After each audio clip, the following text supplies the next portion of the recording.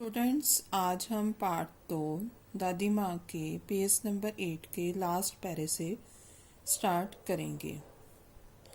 दादी माँ अक्सर उदास रहा करती।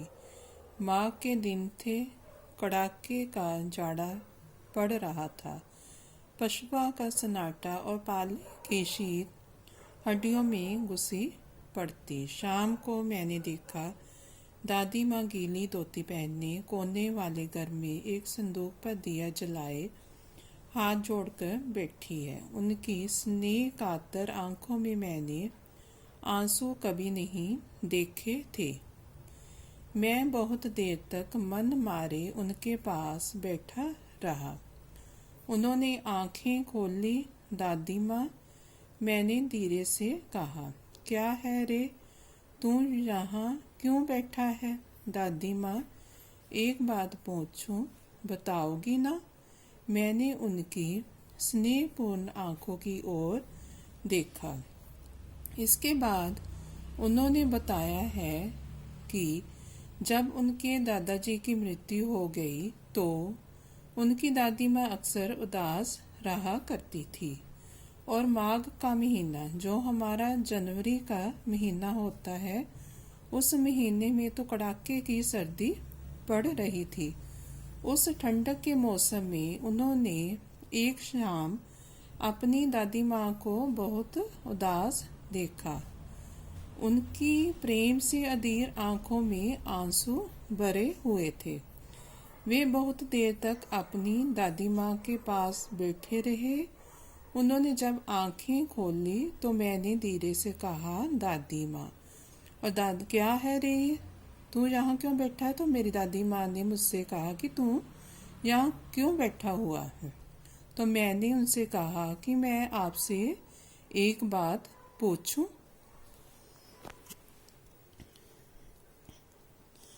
क्या है? पूछ। तुम रोती थी? दादी माँ मुस्कुराई। पागल, तूने अभी खाना भी नहीं खाया ना? चल चल, धोती तो बदल लो।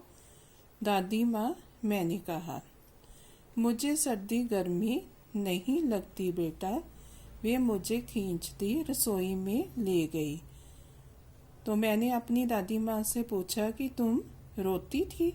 तो मेरी दादी माँ मुस्कुराई और मुझे कहने लगी कि तूने अभी खाना नहीं खाया तो मैं तुझे देती हूँ। तो मैंने उनसे कहा कि तुम पहले अपनी धोती बदल लो। तो उन्होंने कहा कि मुझे सर्दी गर्मी नहीं लगती और वह मुझे खींचती हुई रसोई में ले गई।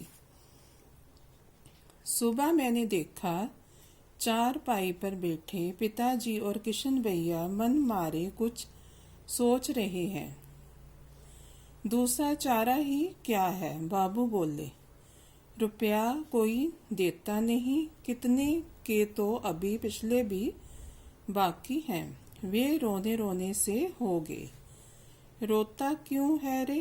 दादी माँ ने उनका माथा सहलाते हुए कहा, मैं तो अभी हूँ ही।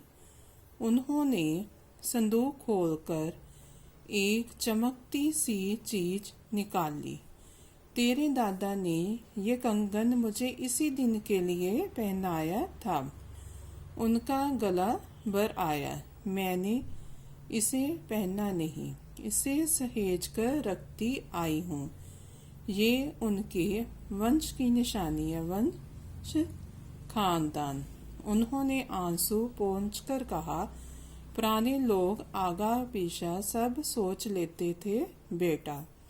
इस भाग में लेखक ने यही बताया है कि दादाजी की मृत्यु के बाद देनदारों का पैसा उनके पिताजी के सिर पर बहुत चढ़ गया और उनके पिताजी ने भी जिन लोगों को पैसा दिया था उन्होंने भी नहीं चुकाया, तो उन्हें पैसों की परेशानी होने लगी।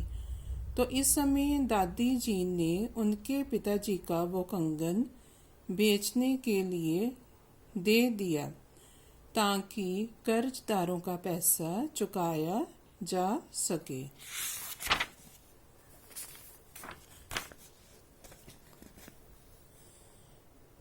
सचमुच मुझे दादी माँ शाहभ्रष्ट देवी सी लगी। धुंधली छाया विलीन हो गई। मैंने देखा दिन काफी चढ़ आया है। पास के लंबे खजूर के पेड़ से उड़कर एक कौवा अपनी घिनौनी काली पांखें फैलाकर मेरी खिड़की पर बैठ गया। हाथ में अब भी किशन भैया का पत्थर कांप रहा है। काली चींटियों सी कतारें धूमिल हो रही हैं। आंखों पर विश्वास नहीं होता। मन बार बार अपने से ही पूछ बैठता है, क्या सचमुच दादी माँ नहीं रही?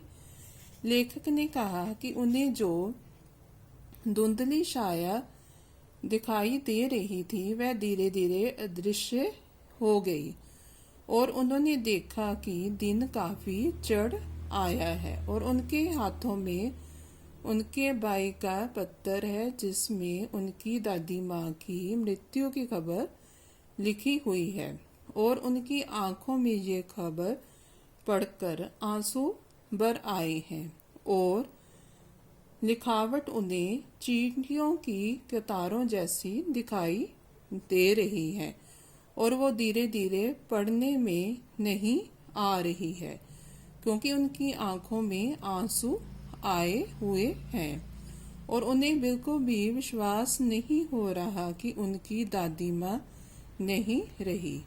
तो ओके स्टूडेंट्स, यहाँ पर आपका पार्ट 2 दादी माँ खत्म होता है और इसके बाद आपने प्रश्न उत्तर और शब्दार्थ अपनी नोटबुक पर लिखने हैं।